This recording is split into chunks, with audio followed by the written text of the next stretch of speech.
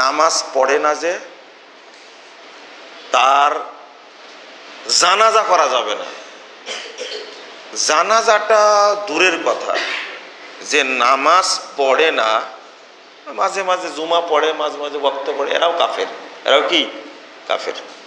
তো যে নামাজ পড়ে না তাকে গোসল করানো যাবে না, হারাম। হারাম। যে নামাজ পড়ে না তাকে গোসল করানো যাবে না। ওকে যদি 70 কোটি বার গোসল করান, ও কি হবে না? পবিত্র হবে না, ও তো কাফের। আপনি কি মনে করেন একজন বিধর্মী লোককে যত রকম উন্নত মানের সাবান আছে ওকে দিয়ে গোসল করালে কি ও পবিত্র হবে? এটা তো জানেন আপনি। আরে যারা ইহুদি, খ্রিস্টান, হিন্দু, বৌদ্ধ, বেদিন যারা, তারা যত বড় কাফের, যে নামাজ ত্যাগ করেছে তার চেয়ে বড় কাফের। একজন হিন্দু মুরতাদ না, একজন খ্রিস্টান মুরতাদ না, ইহুদি মুরতাদ না, কিন্তু বেদিন মুরতাদ না, ওকে হত্যা করা ওয়াজিব না। যে ব্যক্তি সালাত ত্যাগ করলো ও মুরতাদ হয়ে গেল, মুসলিম সরকারের উপরে ওয়াজিব হলো তাকে হত্যা করা। বুঝেননি কথা? ওযুবিহীন সালাত আদায় করা আর ঈমানবিহীন সালাত আদায় করা কি একই? আপনারা কষ্ট পান। যারা নামাজ পড়ে না তারা যেমন বেনামাজি, যারা নামাজ পড়ে নবীর তরিকায় পড়ে না তারাও বেনামাজি। তারাও বেনামাজি। যারা কি নামাজ পড়ে না তারা কি বেনামাজি।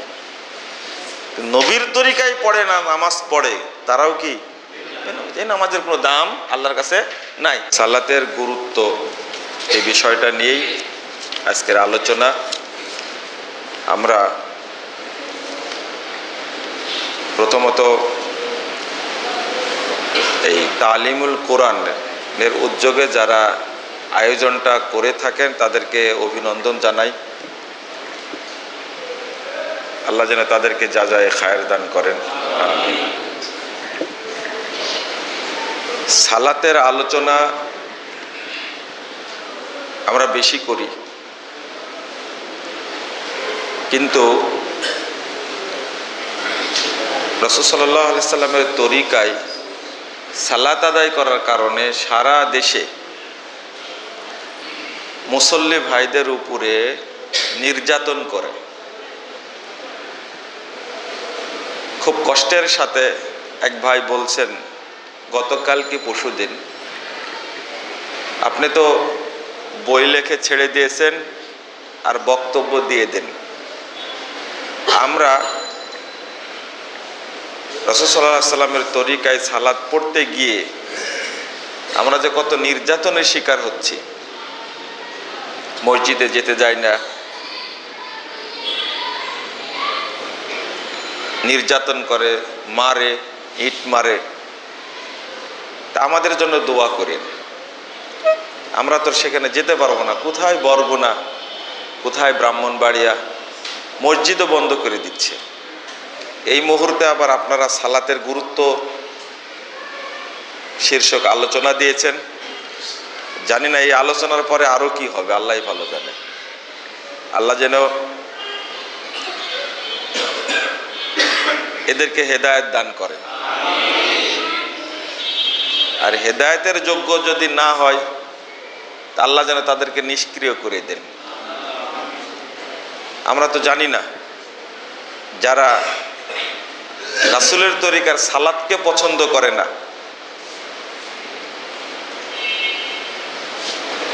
যারা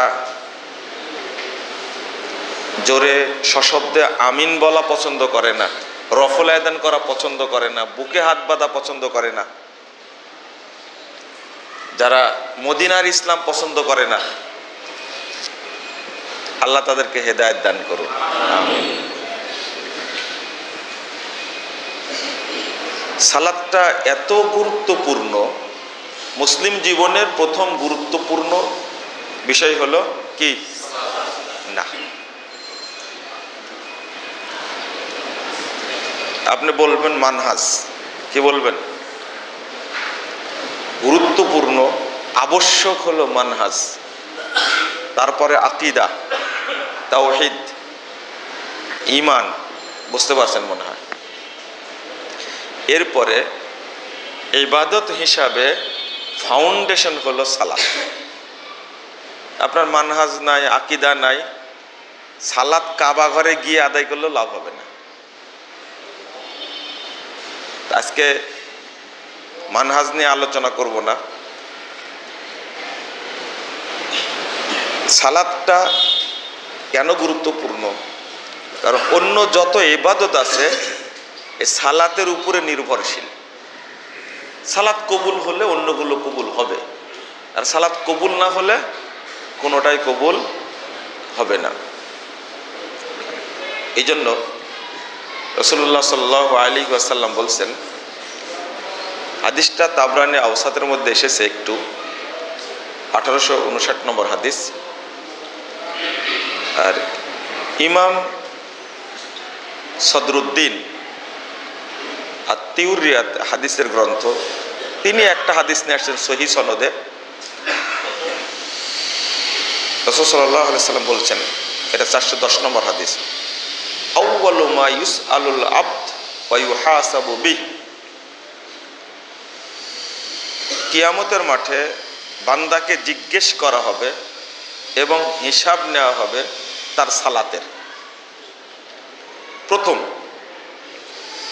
ফাইন কুবিলা মিনহু কুবিলা সাইরু আমালি, যদি সালাত কবুল হয়ে যায় তো অন্য যত আমল অটো কবুল হয়ে যাবে।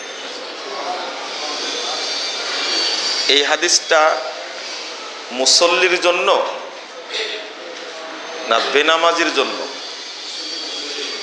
হ্যাঁ, মুসল্লির জন্য,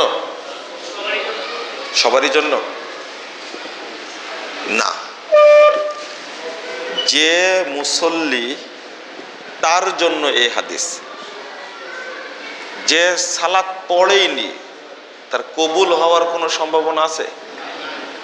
তাহলে আমরা অনেকেই হাদিসটা পেশ করি যারা বেনামাজি তাদের জন্য। না, বেনামাজি তো নামাজি নাই, ওর তো হিসাবই হবে না, বিনা হিসাবে কি জাহান্নামে, কাফের। বেনামাজি কি কাফের, বেনামাজি কাফের, এখানে কোনো আপোষ নাই। কত হাদিস বর্ণিত হয়েছে এই মর্মে, বেনামাজি কাফের। তো এটা হলো মুসল্লির হাদিস। মুসল্লি সালাত আদায় করেছে, আল্লাহর কাছে সালাতটা পেশ করা হবে, আল্লাহ জিজ্ঞেস করবেন ফাইন কুবিলা মিনহু, যদি সালাতটা কবুল হয়ে যায়, আল্লাহর কাছে যদি গ্রহণযোগ্য হয়, কবিলা সাইরু আমালি, তাহলে অন্য যত আমল অটো কবুল হয়ে যাবে। বলেন আলহামদুলিল্লাহ। ওয়াইন রুদ্দাত, যদি সালাত বাতিল হয়ে যায়, প্রত্যাখ্যাত হয় সালাত, রুদ্দা আলাইহি সাইরু আমালি, তো জীবনে যত আমল করেছে সবই তার উপরে নিক্ষেপ করা হবে। তাহলে বোঝা গেল যে সালাত এমনভাবে আদায় করতে হবে যেন আল্লাহর কাছে কবুল হয়। আর কবুল যদি হয়ে যায়, যেমন হজ, যাকাত, সিয়াম আপনারা পালন করেন, যদি ত্রুটি থেকেও থাকে, সালাত কবুল হওয়ার কারণে আল্লাহ মাফ করে দিবেন। তাহলে আমাদের উপরে যে অভিযোগটা দেওয়া হয় যে আহলে হাদিসরা শুধু সালাতের আলোচনা করে, আকীদার আলোচনা করে, আর এখন কি বলছেন জানেন, যার কতদিন আকীদা, মানহাজ, তাওহীদের আলোচনা করবেন, নামাজের আলোচনা কতদিন করবেন?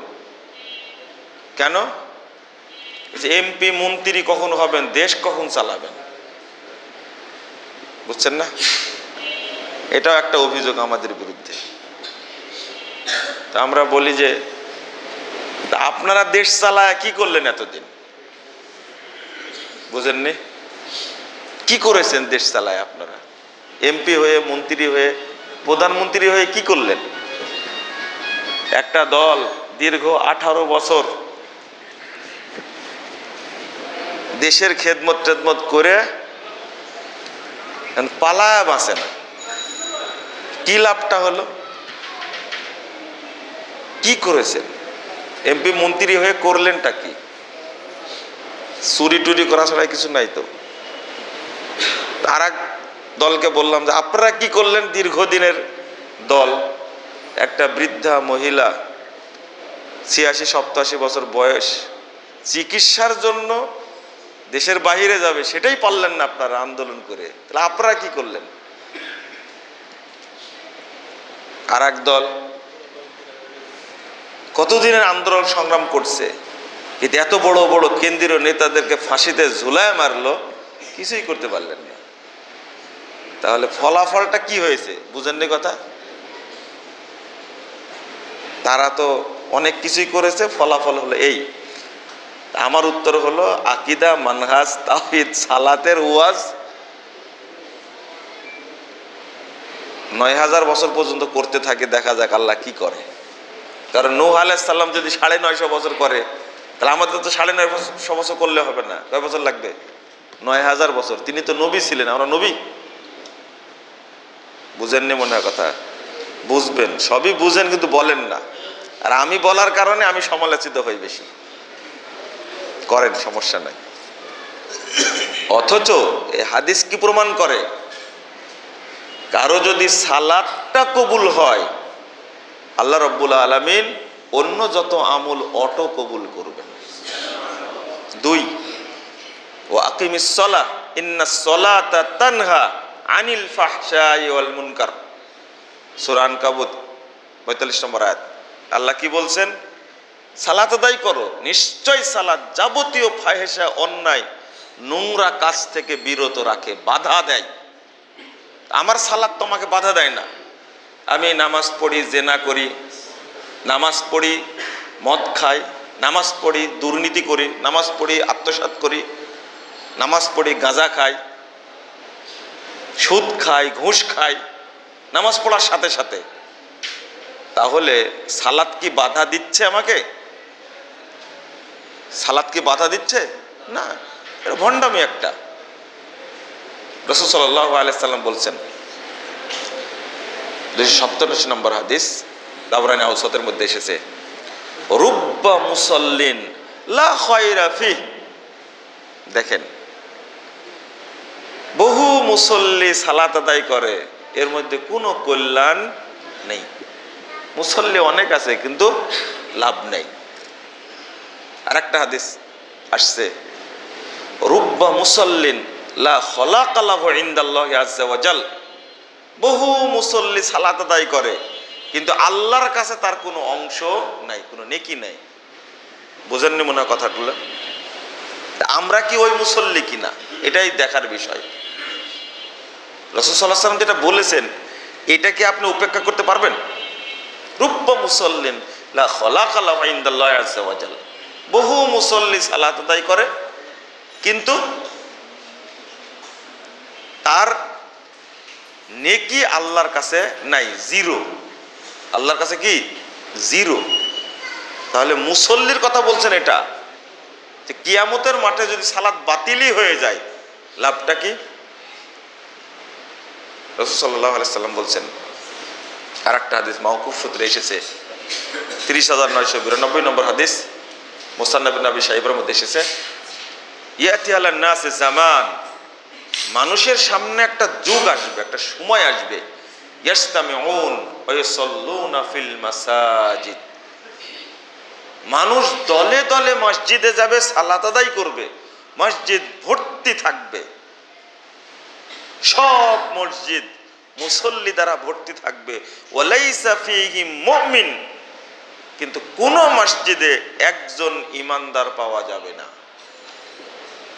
নামাজ পড়ে কিন্তু কি নাই? ইমানদার নাই। তাহলে কবুল হচ্ছে তো মনে হয় নাকি? হ্যাঁ, মুমিন না হলে কোনো ইবাদত কবুল হবে? তাহলে এটা কি হলো? তারা কারা?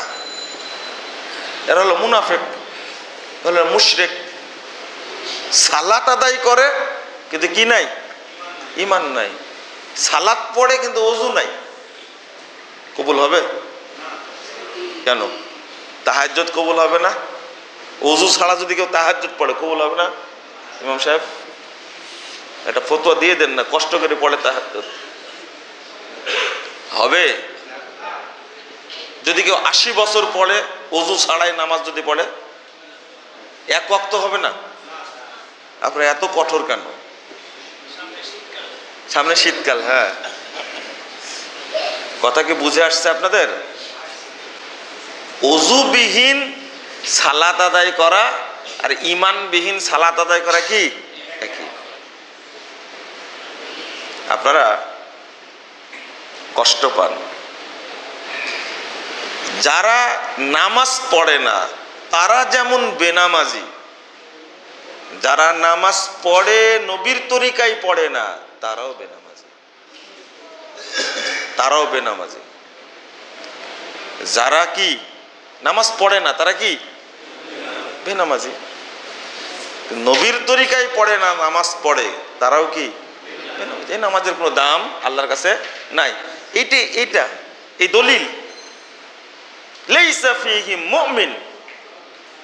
আপনি আজকে জুমার দিন গেল, সারা বাংলাদেশে যত মসজিদ দেখবেন সব মসজিদে মুসল্লি দ্বারা পরিপূর্ণ, জায়গা নাই, নামাজ পড়ার জায়গা নাই। কিন্তু ঈমানদার খুঁজতে যান একজনও পাবেন না। এটা এখন বাস্তবতা। হয় মুনাফিক না হলে কি মুশরিক। কারণ অধিকাংশ মানুষ বিশ্বাস করে আল্লাহ সর্বত্র বিরাজমান। এরা মুমিন না মুশরিক? মুশরিক, কাফের। যারা বলে আল্লাহ সর্বত্র বিরাজমান, আল্লাহ নিরাকার, এরা কাফের, এরা মুশরিক। কারণ এত নোংরা আকীদা মক্কার কাফেরদেরও ছিল না। এ বিশ্বাস কাফেরেরা করতো না। আল্লাহ কি এমনি বলছেন ওমা ইউমিনু আকসারুহুম বিল্লাহ কি ইল্লা হুম মুশরিকুন। অধিকাংশ মানুষ আল্লাহর প্রতি ঈমান আনা সত্ত্বেও কি মুশরিক। এ কথা তো আমার না, কার? আল্লাহর।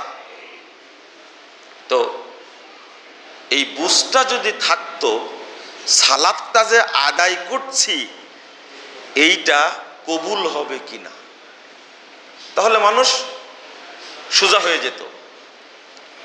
আর একটা হাদিস বলি তাহলে আরো পরিষ্কার হবে। মুহাম্মদ রাসূলুল্লাহ সাল্লাল্লাহু আলাইহি ওয়াসাল্লামের সাহাবী হুযায়ফা রাদিয়াল্লাহু আনহু, 1312 নম্বর হাদিস, নাসাইর মধ্যে এসেছে। আপনারা যেন শুদ্ধভাবে সালাত আদায় করেন এই জন্য বলছি, কিন্তু বুঝেননি? এটা বেনামাজির জন্য কোনো আলোচনা এখানে নাই। যারা আমরা সালাত আদায় করি তাদের জন্য বলছি।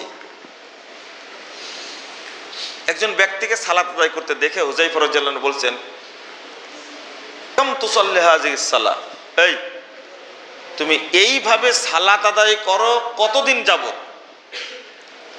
তখন জবাব দিচ্ছেন, মসজিদে নববীতে জবাব দিচ্ছেন মুনযু 40 আমা, প্রায় তো 40 বছর যাবত এইভাবে সালাত আদায় করছি। কয় বছর? 40 বছর।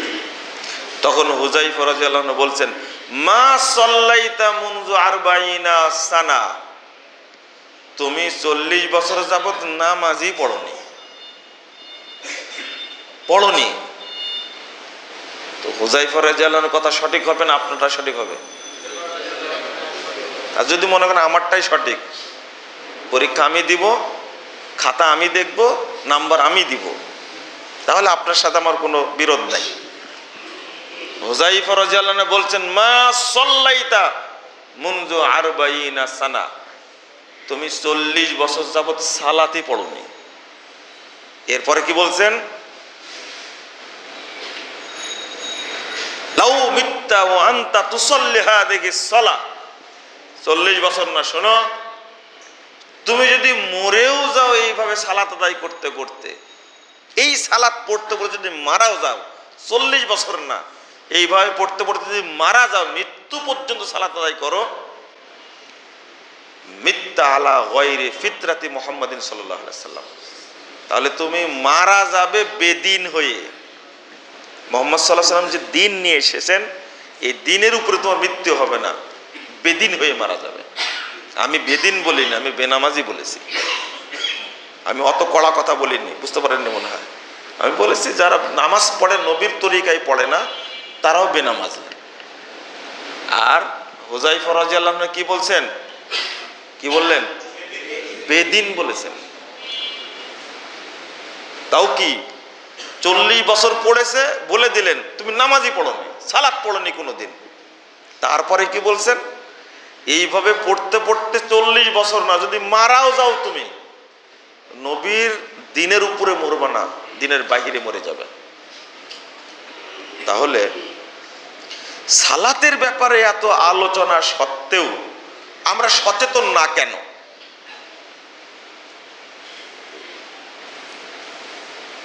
রাসূল সাল্লাল্লাহু আলাইহি ওয়াসাল্লাম এক সাহাবীকে দেখলেন সালাত আদায় করছে। 757 নম্বর হাদিস, সহিহ বুখারীর মধ্যে এসেছে। হাদিসটা অনেকবার শুনেছেন, আবার শুনেন আজকে। আবু হুরায়রা রাদিয়াল্লাহু আনহু বলছেন, আল্লাহ রাসূল মসজিদের কোণে বসে আছেন, এক ব্যক্তি ঢুকলো, সালাত আদায় করলো। সালাত পড়ে আল্লাহ রাসূলকে সালাম দিয়েছেন। রাসূল সাল্লাল্লাহু আলাইহি ওয়াসাল্লাম বলছেন, এর আলাইকাস সালাম ইরজি ফাসাল্লি ফাইন্নাকা লাম তুসাল্লি, ফিরে যাও, সালাত পড়ো, তুমি সালাত পড়োনি, স্পষ্ট পড়োনি। আবার সালাত পড়লো, আবার সালাম দিল, একই কথা, ইরজি ফাসাল্লি ফাইন্নাকা লাম তুসাল্লি, সালাত পড়ো, সালাত পড়োনি তুমি। আবার পড়লেন, আবার গিয়ে সালাম দিলেন, একই কথা বলেছেন, ফিরে যাও, সালাত পড়ো, তুমি সালাত পড়োনি। তো 3 বারে এই মানুষটা যদি সালাত আদায় করে 4 রাকাত করে, তাহলে কয় রাকাত হবে? 12। 3 রাকাত করে পড়লে 9 রাকাত, 2 রাকাত করে পড়লে 6 রাকাত। জ্যান্ত এতগুলো সালাত পড়েছে, কিন্তু রাসূল সাল্লাল্লাহু আলাইহি ওয়াসাল্লামের ভাষা কি? তুমি সালাত পড়োইনি, পড়োনি। আচ্ছা, আমি যদি আপনাকে বলি আজকে 2 রাকাত সালাত পড়েন তো একটু দেখি, আমি যদি বলি, আমি মুজাফফর বিন মুহসিন, এখানে যে কোনো মুসল্লিকে যদি বলি একটু পড়েন তো 2 রাকাত সালাত, আমি তো দেখি, আমার মনে হয় আপনার 70 বছরে যত সালাত আদায় করেছেন, এই 2 রাকাত তার চেয়ে ভালো করে পড়বেন, ঠিক না? আমি যদি বলি, আমি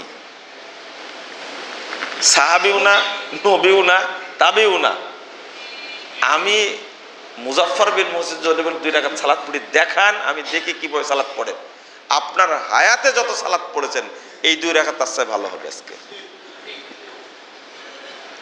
কিন্তু সালাত হচ্ছে না, হয়নি, এই কথা বলছেন কে? মুহাম্মদ রাসূল সাল্লাল্লাহু আলাইহি ওয়াসাল্লাম। তাহলে সাহাবী আরো কত সুন্দর করে পড়েছেন।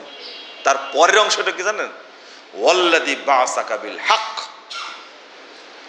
আল্লাহ রাসূল সাল্লাল্লাহু আলাইহি ওয়াসাল্লাম ওই আল্লাহর কসম করে বলছি, যিনি আপনাকে সত্য দিন দিয়ে পাঠিয়েছেন, মা উহসিনু গায়রাহু আল্লিমনি ইয়া রাসূলুল্লাহ, আল্লাহ রাসূল এর চেয়ে ভালো করে আর পড়তে পারবো না, আপনি আমাকে শিক্ষা দিন। বুঝেছেন ভাষাটা? রাসূল সাল্লাল্লাহু আলাইহি ওয়াসাল্লামের যুগে আল্লাহ রাসূলের সামনে মসজিদে নববীতে একজন সাহাবী সালাত আদায় করছেন 3 বার। রাসূল সাল্লাল্লাহু আলাইহি ওয়াসাল্লাম কি বললেন? স্পষ্ট বলে দিলেন, সালাত পড়োনি। এরপরে বললেন কি সাহাবী হুযায়ফা রাদিয়াল্লাহু আনহু, কি বললেন? পড়োনি। আনাস রাদিয়াল্লাহু আনহু তিনি বলছেন, সহিহ বুখারীর 529 নম্বর হাদিস, 530 নম্বর হাদিস দেখবেন, মা আরিফু শাইয়ান মিম্মা কানা আলা আদিন নবী সাল্লাল্লাহু আলাইহি সাল্লাম, তিনি সবাইকে লক্ষ্য করে বলছেন, রাসূল সাল্লাল্লাহু আলাইহি সাল্লামের যুগে যে সমস্ত ইবাদত আমরা করতাম, যা আমি দেখেছি, আমি এই যুগে দেখতে পাচ্ছি না। ইলা as-সালাহ বলা হলো কি সালাতটাও কি রাসূলের যুগে না? তখন আনাস রাদিয়াল্লাহু আনহু বলছেন, আল্লাহ সে যায়াইতুম মা যায়াইতুম ফিহা, সালাত তোমরা যেভাবে নষ্ট করেছো, সালাতের রূপ কি এখন আছে?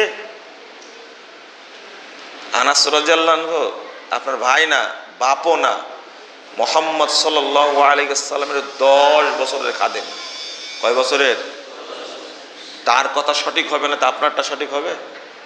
10 বছরের খাদেম। তিনি বলছেন, আমি রাসূল সাল্লাল্লাহু আলাইহি ওয়াসাল্লামের যুগে যে ইবাদতগুলো দেখেছি আজকের যুগে দেখতে পাচ্ছি না। জিজ্ঞেস করছেন সালাতটাও কি রাসূলের যুগের না? আপনি বলেন কি?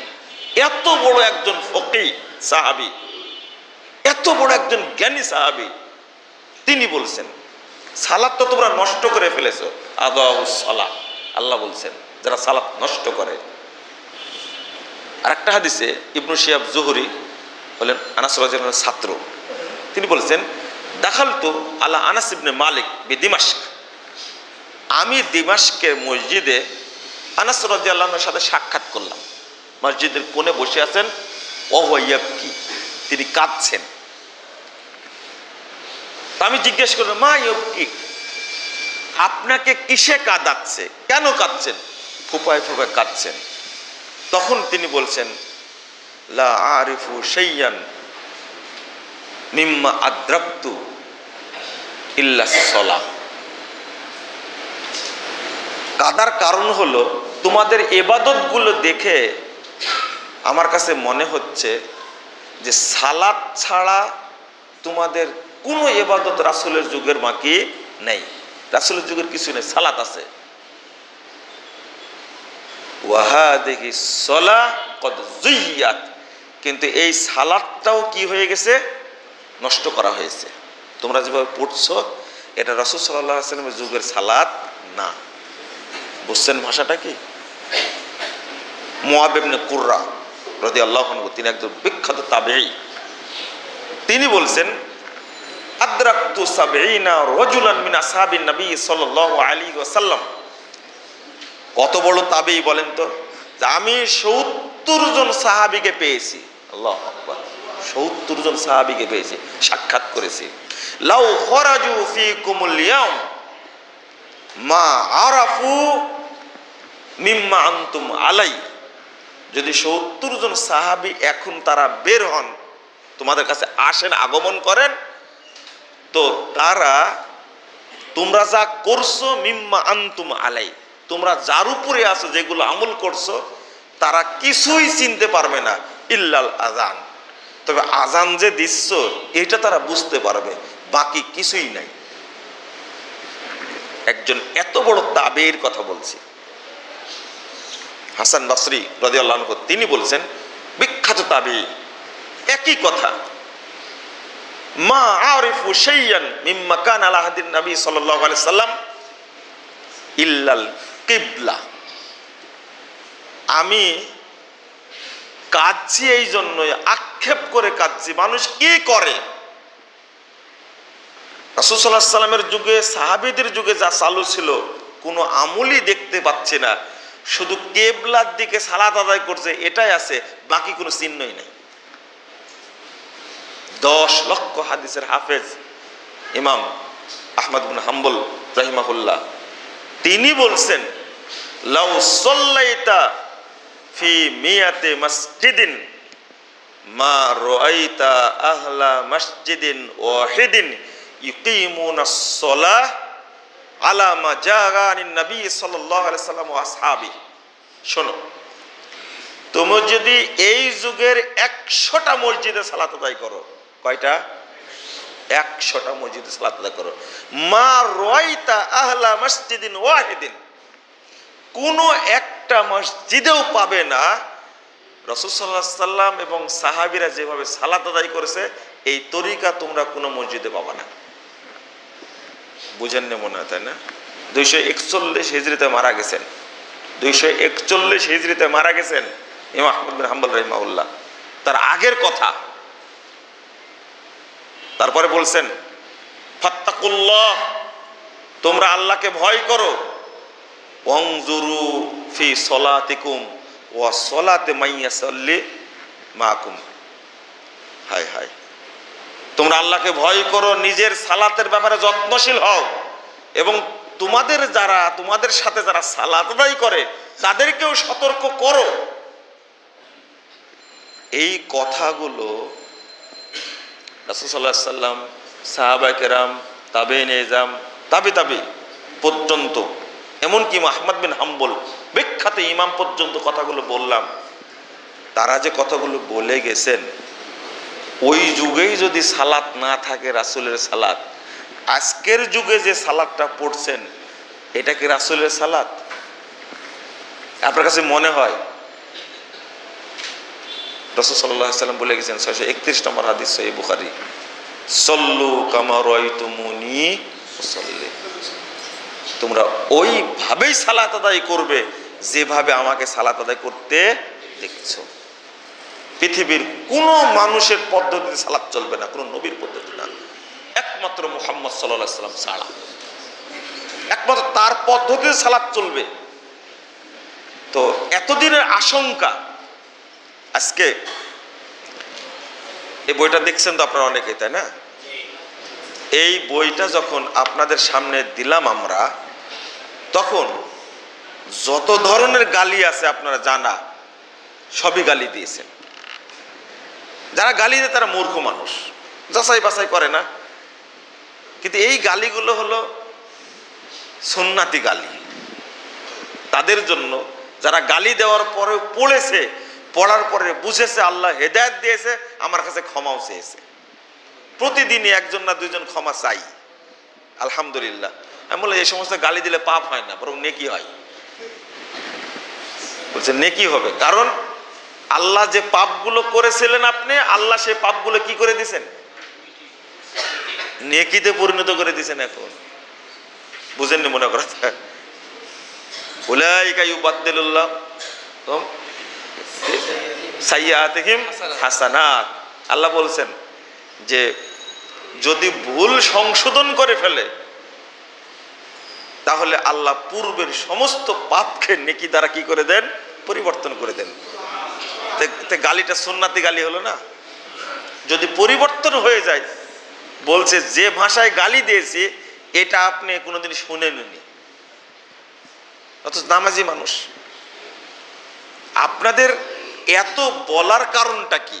এক নম্বর, সালাত হলো অন্যান্য আমল কবুল হওয়ার কি শর্ত, ফাউন্ডেশন।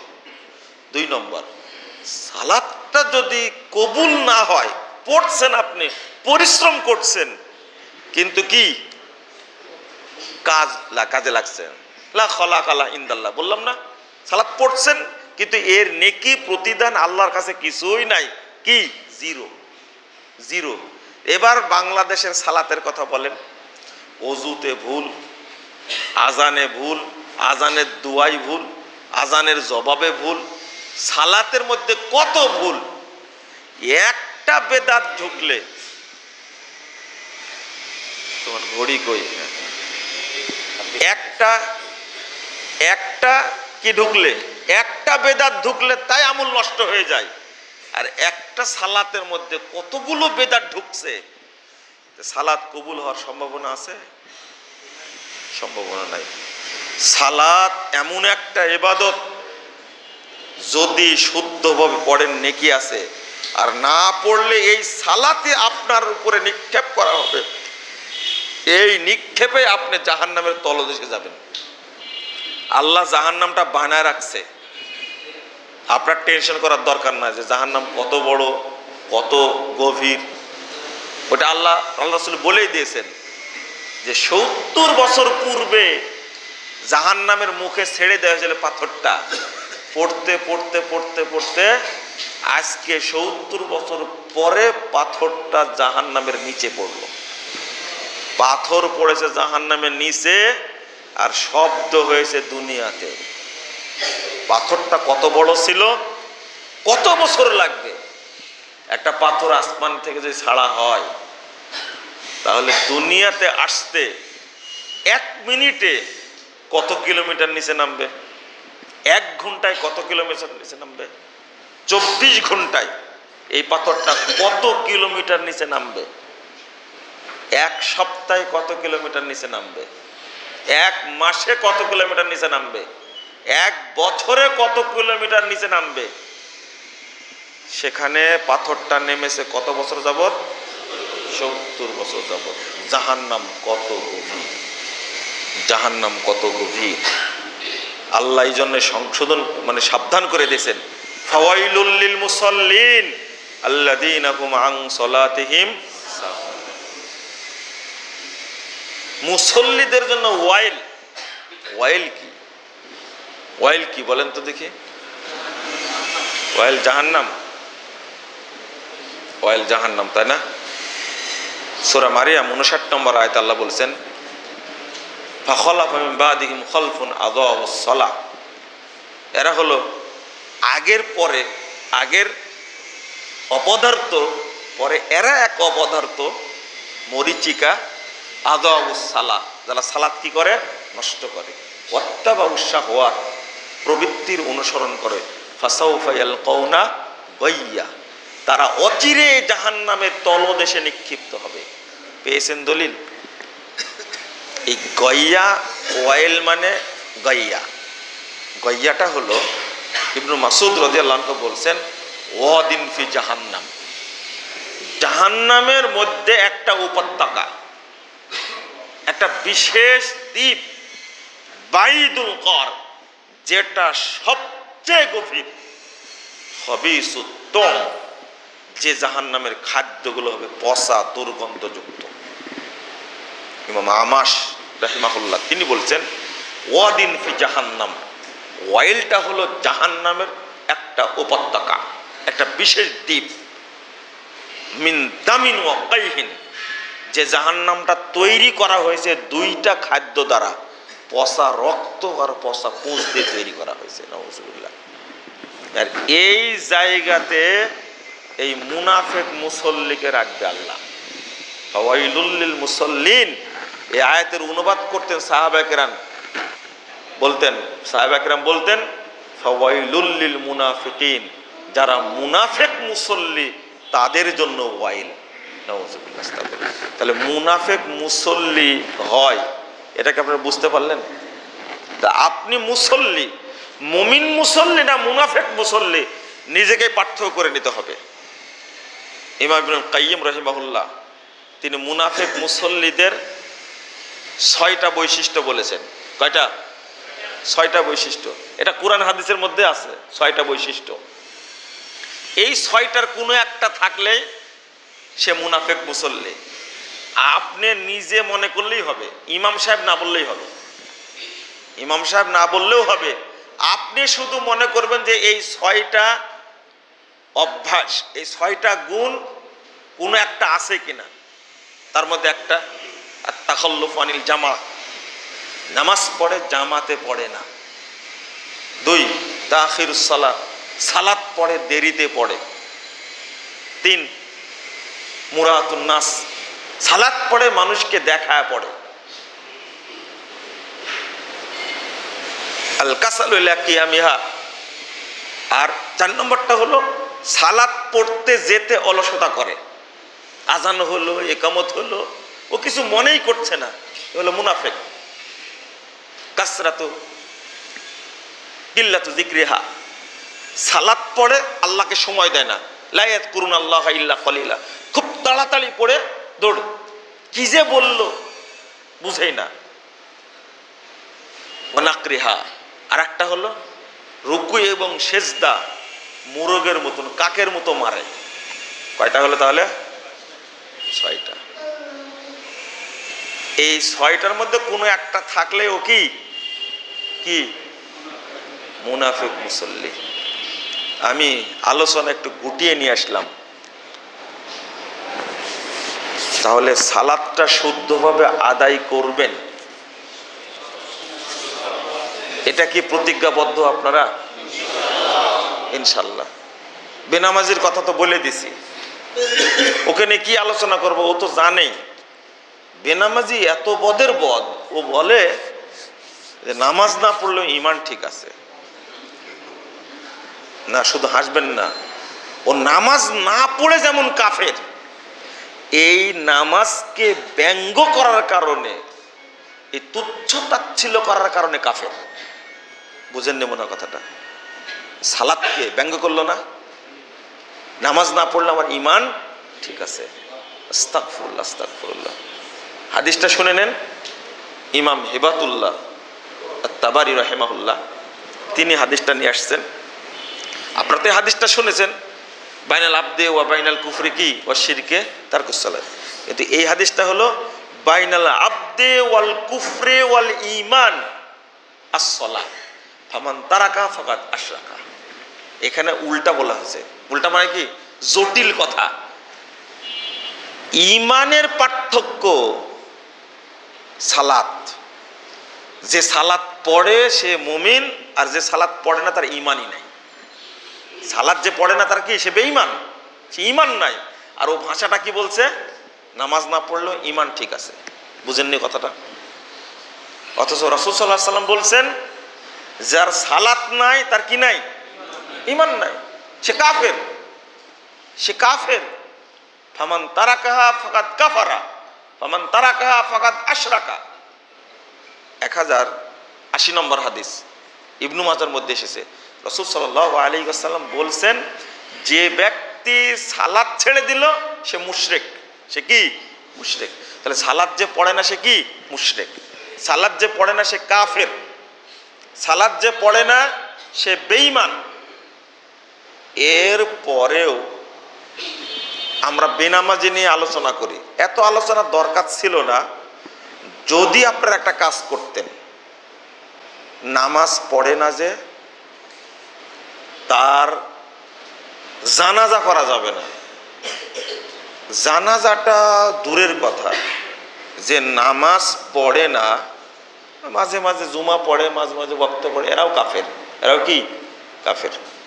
তো যে নামাজ পড়ে না তাকে গোসল করানো যাবে না, হারাম, হারাম। যে নামাজ পড়ে না তাকে গোসল করানো যাবে না। ওকে যদি 70 কোটি বার গোসল করান ও কি হবে না? পবিত্র হবে না, ও তো কাফের। আপনি কি মনে করেন একজন বিধর্মী লোককে যত রকম উন্নত মানের সাবান আছে ওকে দিয়ে গোসল করালে কি ও পবিত্র হবে? এটা তো জানেন আপনি। আরে যারা ইহুদি, খ্রিস্টান, হিন্দু, বৌদ্ধ, বেদিন যারা, তারা যত বড় কাফের, যে নামাজ ত্যাগ করেছে তার চেয়ে বড় কাফের। একজন হিন্দু মুরতাদ না, একজন খ্রিস্টান মুরতাদ না, ইহুদি মুরতাদ না, কিন্তু বেদিন মুরতাদ না, ওকে হত্যা করা ওয়াজিব না।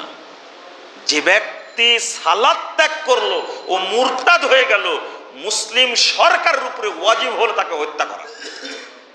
বুঝেননি কথা? তো বেনামাজি কি সাধারণ কাফের মনে করছেন আপনি? ওকে গোসল দিবেন মানে? ওকে গোসল দিবেন কি করে? আপনার ওয়াইফ হলে গোসল দিতে পারবেন, আপনি মুমিন। কোন মুমিন বেনামাজির জন্য দোয়া করতে পারবেন, এটা হারাম। এটা আল্লাহ নিষেধ করে দিয়েছেন, দোয়া করা যাবে না। বাপ হলেও বেনামাজি হলে আপনি যে দোয়া করবেন হারাম, আপনার জন্য দোয়া করতে পারবেন না। ও মুশরিক, ও কাফের, আল্লাহকে হিসাব দিতে হবে আপনার কাছে। পৃথিবীতে যত ইহুদি খ্রিস্টান আছে তাদের জন্য ভালো দোয়া করতে পারবেন আপনি? হ্যাঁ, তো ওর জন্য দোয়া করবেন কেন? এই পৃথিবীর ইহুদি খ্রিস্টানের চেয়ে এই বেনামাজি আপনার বাপ বেশি খারাপ। বুঝাতে পারলাম না মনে হয়, তাই না? এইভাবে বলছি তাও বুঝছেন না আপনারা। গোসল চলবে না, ওকে কবর খোঁড়া যাবে না, কবর দেওয়া যাবে না। আপনি যে সুন্দর করে কবর খুঁড়বেন বংশাল গোরস্থানে, চলবে না এটা। জানাজা তো অনেক পরে, জানাজা অনেক পরে, কিন্তু আপনার আমার শরম নাই। আমি কি করি, আমার বাপ বেনামাজি জানা সত্ত্বেও গোসল টোসল করায়া মুসল্লিদের সামনে নিয়ে আসি। এই যে এতগুলো মুসল্লিকে ধোঁকা দিলেন আপনি, আপনি একটা মুনাফেক। আপনি নিয়ে আসলেন কেন মসজিদে ওকে? আরে আপনার জন্যই তো কাফন পরানো না জায়েজ, গোসল দেওয়া না জায়েজ, কবর কোড়া না জায়েজ, আর তাকে আপনি মসজিদে নিয়ে আসলেন কেন? কেন কেন নিয়ে আসলেন? আপনি জানেন না যে আপনার মা নামাজ পড়তো না, আপনার বাপ নামাজ পড়তেন, আপনি জানেন তো, তোকে মুসল্লিদের ধোকা দিলেন কেন?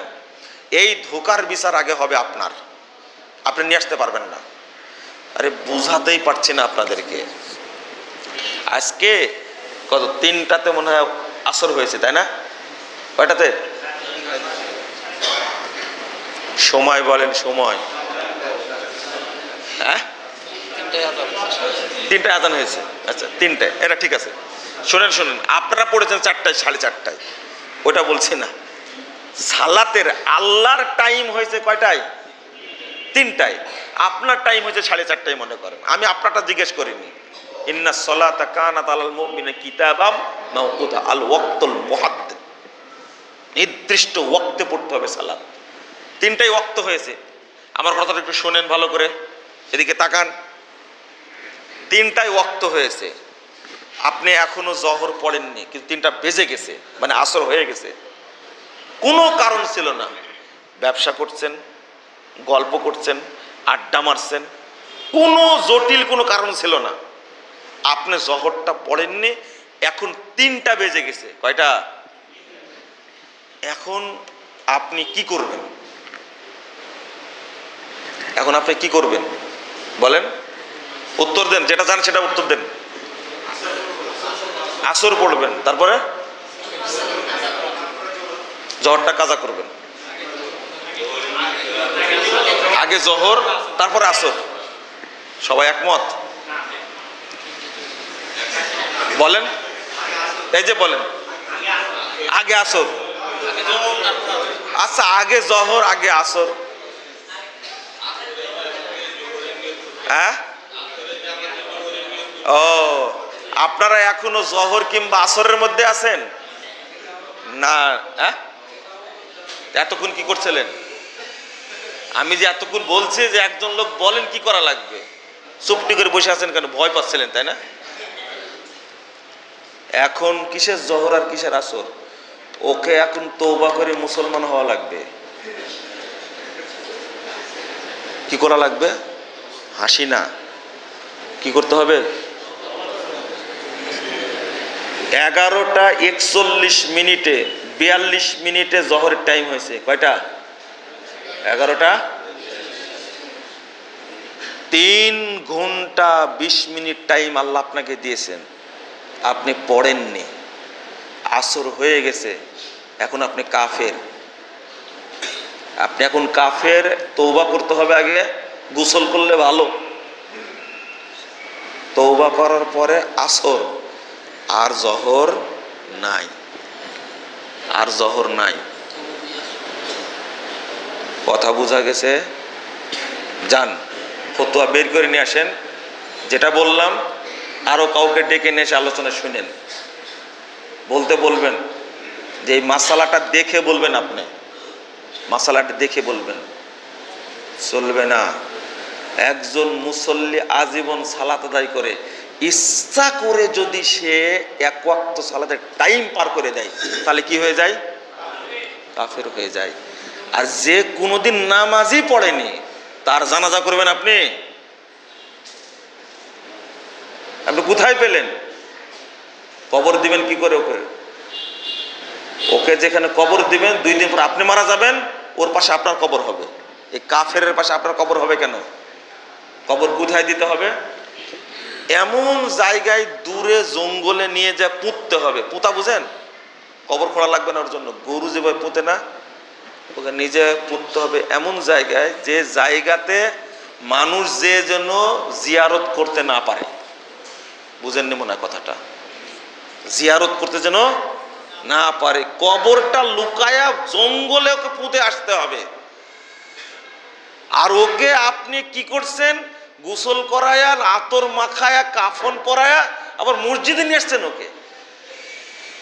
আস্তাগফিরুল্লাহ, আস্তাগফিরুল্লাহ। না, চলবে না। যদি গোরস্থানে ওকে দাফন করেন, তাহলে আপনি দোয়া পড়বেন কি? আসসালামু আলা দিয়ারে মিনাল মুমিনিনা ওয়াল মুসলিমিনা। তারপরে কি? না,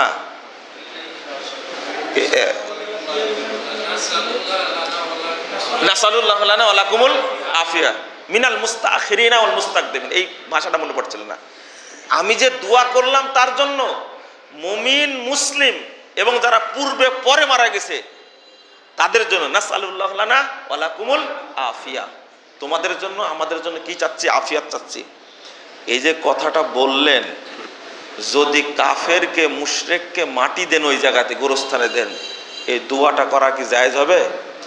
গোরস্থানে মুমিন ছাড়া কাউকে দাফন করা যাবে না। গোরস্থানে কোনো বেনামাজিকে দাফন করা যাবে না। এই দোয়াটা আল্লাহ কি বলছেন?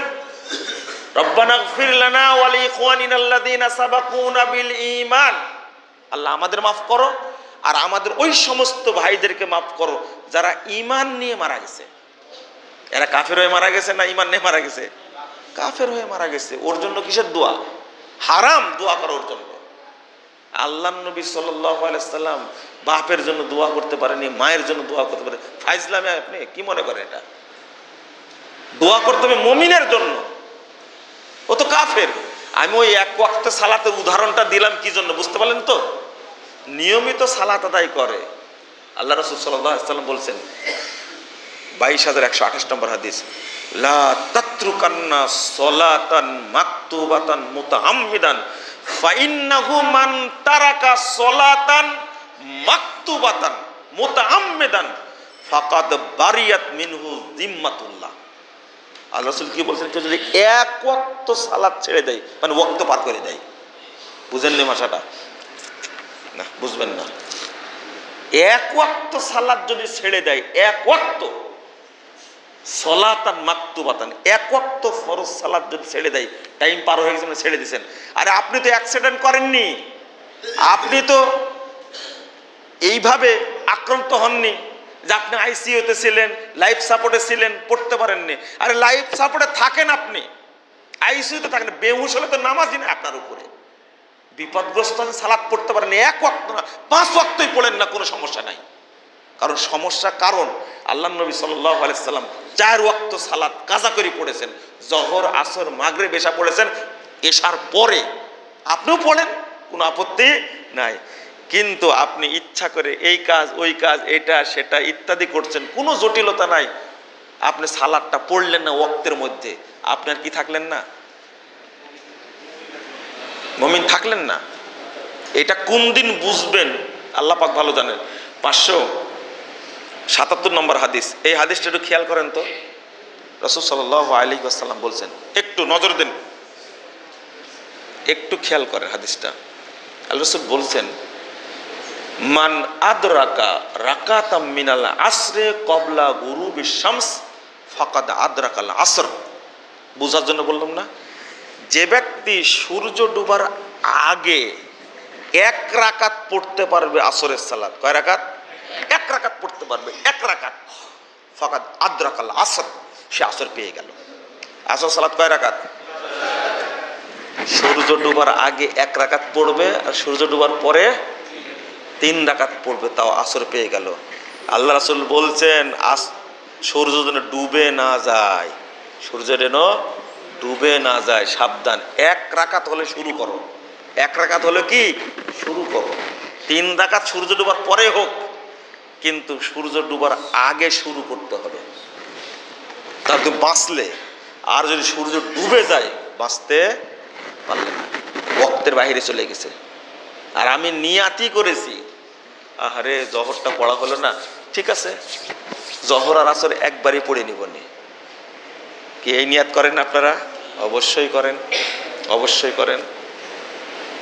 রাসূল সাল্লাল্লাহু আলাইহি ওয়াসাল্লাম বলছেন, লাউ ইয়ালামুনা মা ফিত তাহজির লাস্তাবাকু ইলাইহি, যদি তারা বুঝতো দ্রুত সালাত আদায় করার মধ্যে কত কল্যাণ আছে, দ্রুত সালাত আদায় করার মধ্যে কত কল্যাণ আছে, তাহলে তারা দ্রুত সালাতটা পড়ে নিত, দৌড়ায় পড়ে নিত।